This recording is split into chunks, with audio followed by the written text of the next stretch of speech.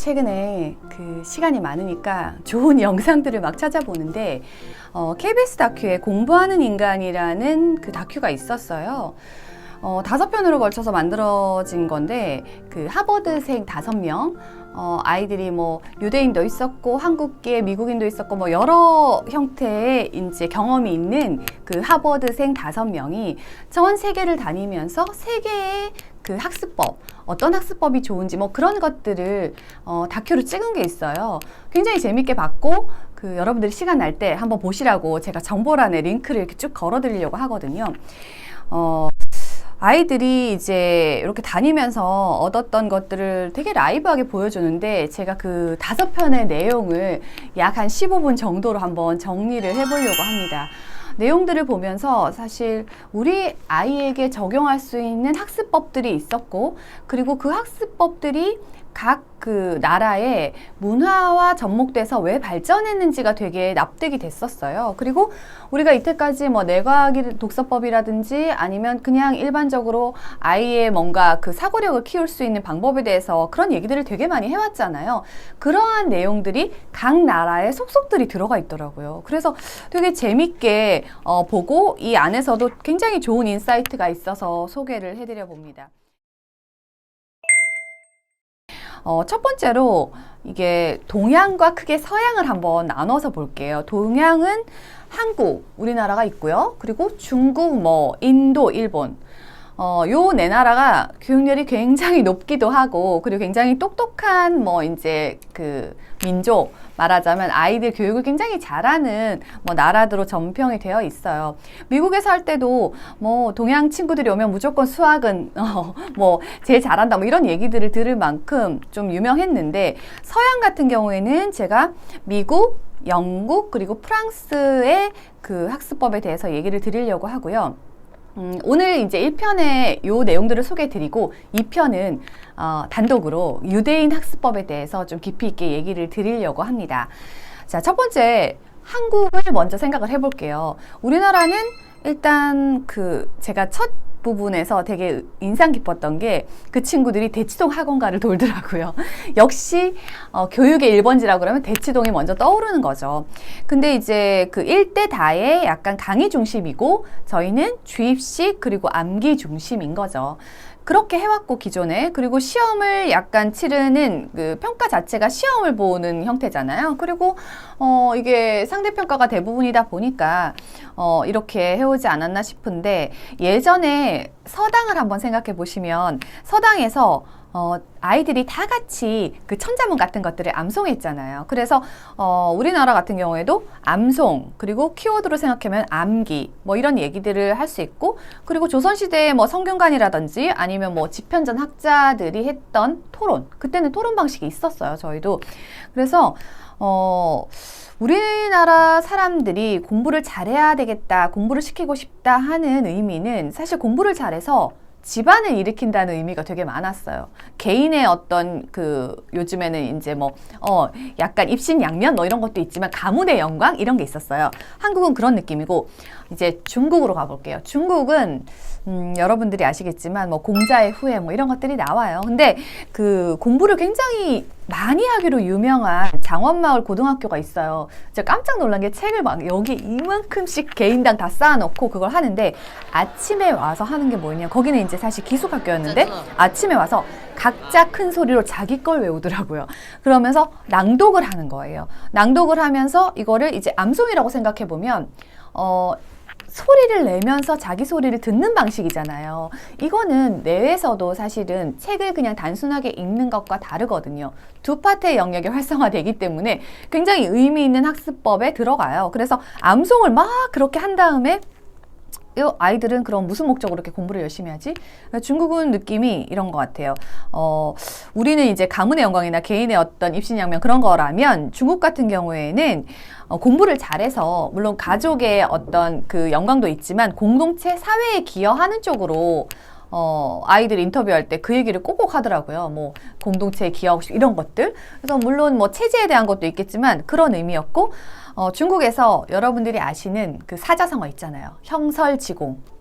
그 반딧불 놓고들 공부한다는 의미잖아요. 그래서 아이들이 이렇게 우리랑 좀 느낌이 비슷했어요. 이렇게 이제 혼자 열심히 이렇게 파는 어떤 그런 공부를 하는 거고, 그리고 특히 중국은 그 암송으로는 정말 놀랍다 할 정도로 뭐 이렇게 소리를 내면서 암송을 합니다. 인도 같은 경우에는 사실 여러분들이 잘 아시겠지만 그 문화를 한번 생각해 보면 인도는 그 뭐 신분제가 아직 유지되고 있는 나라이고 카스트 제도가 있잖아요. 그래서 인도에서 그 브라만이라고 하는 승려층이 가장 인정을 받았던 게 사실 그분들이 뭔가 지식 같은 것들을 많이 갖고 있었기 때문이에요. 그래서 인도 같은 경우에는 힌두교에서 신이 엄청 많더라고요. 신이 많기 때문에 이 신들의 이름을 외우는 게 처음 시작부터 보통이 아니었던 거예요. 그리고 이제 브라만 학교에서는 경전을 그렇게 암송하게 하더라고요. 저는 되게 좀 특이했던 게 경전을 암송하는데 이렇게 손을 다 쓰면서 하죠. 보셨나요 혹시? 그 되게 재밌었어요. 손을 이렇게 하면서 하나 곱고 하면서 계속 경전을 외우는 거예요. 역시 중국과 마찬가지로 암송이 되게 발달해 있어요. 그리고 초등학교 전교생이 아침에 조회 때 딱 모여가지고 암송을 하더라고요.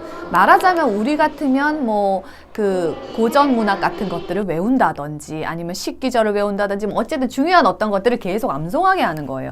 그리고 인도 같은 경우에는 1400여 년 전에 그 영이라는 거지. 영이 위대한 발견이잖아요. 정말 영을 가장 먼저 사용한 흔적도 가지고 있더라고요. 그래서 그 베다 수학 혹시 들어보셨나요? 그래서 뭐 베다 수학을 하는 학원이나 뭐 영상도 제가 봤는데 암산이 굉장히 빠른 거죠. 그래서 베다 수학을 통해서 이 사람들은 이 계산 같은 것들이 또 굉장히 빨라요.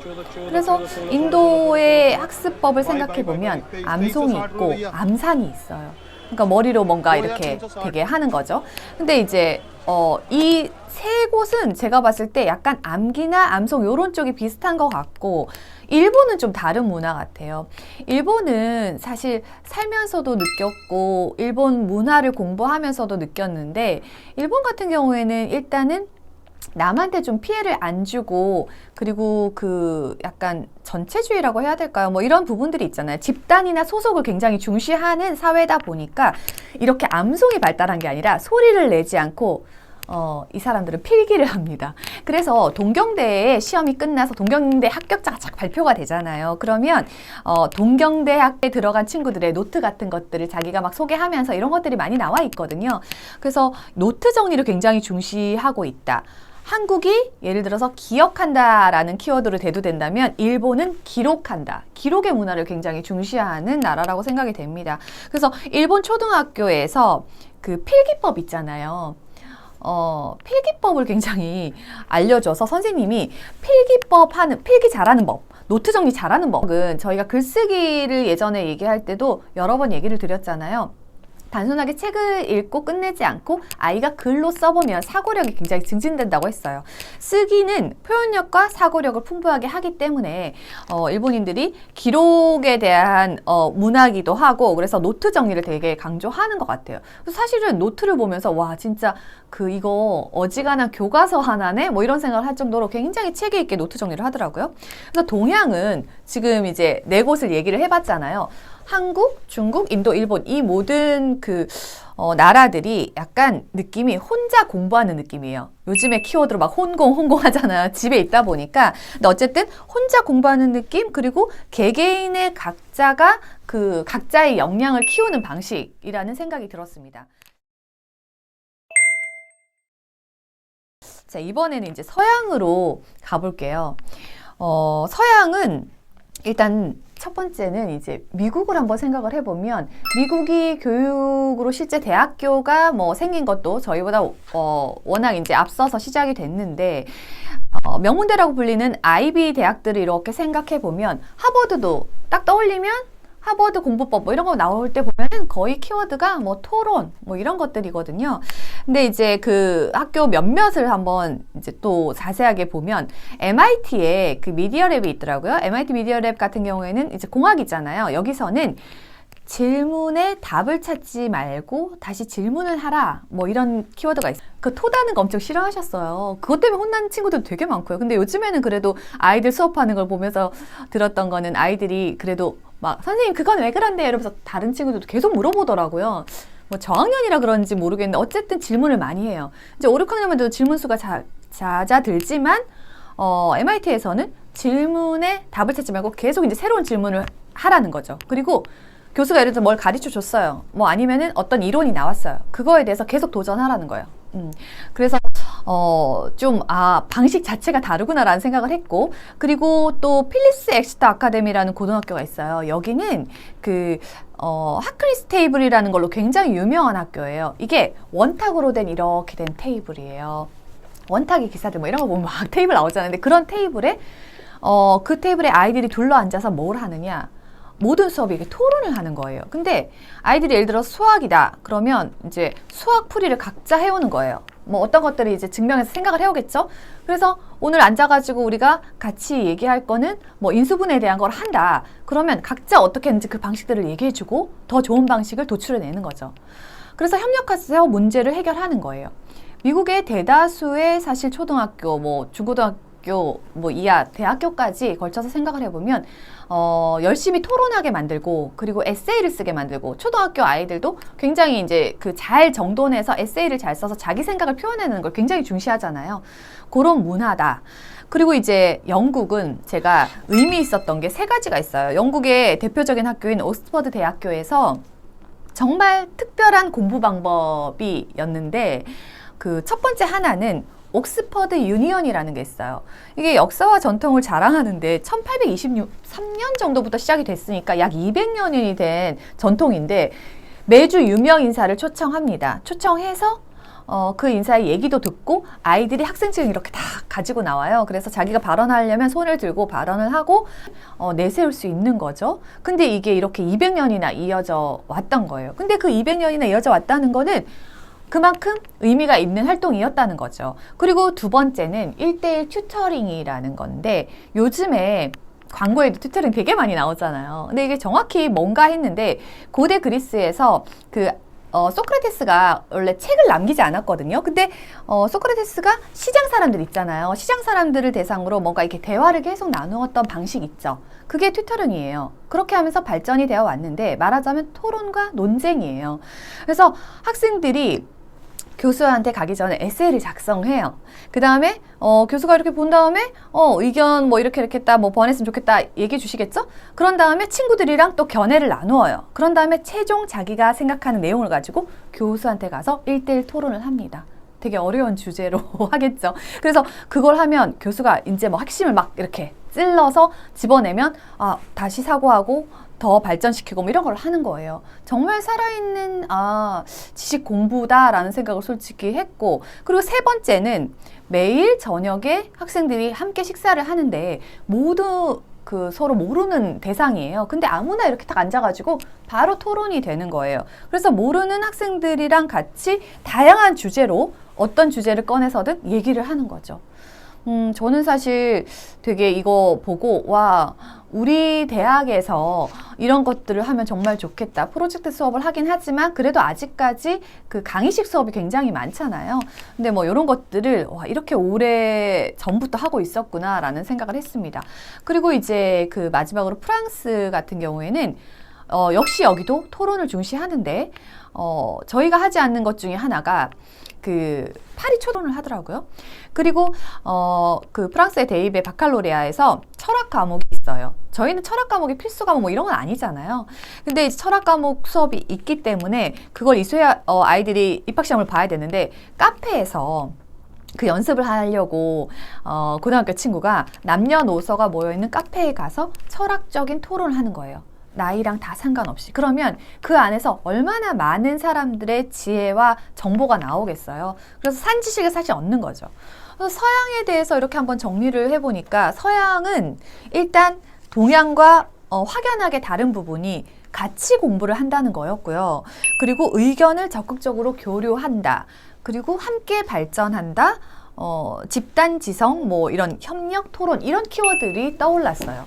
그래서 동서양을 이렇게 좀 보면서 저는 어떤 문화가 또는 어떤 학습법이 나쁘다 좋다라고 평가할 수는 없지만 우리나라에서 좀 아쉬운 부분을 보완하면 어떨까라는 생각은 해봤거든요. 그래서 동양에서 지금 강조하고 있는 암기나 암송, 노트 필기, 이런 거는 지금 나라들이 다 검증해 줬잖아요. 굉장히 의미 있는 거다. 그래서 책을 읽을 때도 사실은 아이가 책을 좀 읽기 싫어하면 방에서 거실이 막 들릴 정도로 막 크게 있잖아요. 그렇게 소리내서 읽으면 학습 효과가 되게 좋다고 하거든요. 그래서 그런 것들도 우리가 적극적으로 한번 활용해 보시고, 그리고 노트 정리들 찾아보시면 그 유튜브에도 되게 많이 올라와 있어요. 고등학교, 대학교 친구들이 한 노트 정리. 그런 것들을 보면서 뭐가 중요하니까 뭐 초등학교 때 마인드맵을 배운다거나 이런 것들을 하잖아요. 그런 것들을 적극 활용해 보시고, 그리고 우리가 그간 부족했던 토론에 대한 부분 있잖아요. 그런 부분을 좀 적극적으로 우리도 해봐야겠다. 우리는 토론 문화가 아니어서 저도 토론을 하려고 앉으면 아이에게 자꾸 핀잔을 주게 되거나 아이의 의견을 사실 묵살하게 되는 경우가 많잖아요. 근데 이들은 계속 질문을 하게 유도해주고 엄마의 권위에도 도전하게 해주고 계속 아이가 새로운 생각을 할 수 있게 열어준단 말이에요. 그래서 그런 부분들이 굉장히 의미 있는 정보였어요.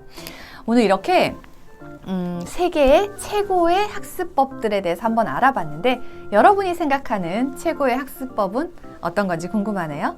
자, 다음 시간에는 그 유대인 학습법에 대해서 좀 깊이 있게 얘기를 나눠보겠습니다.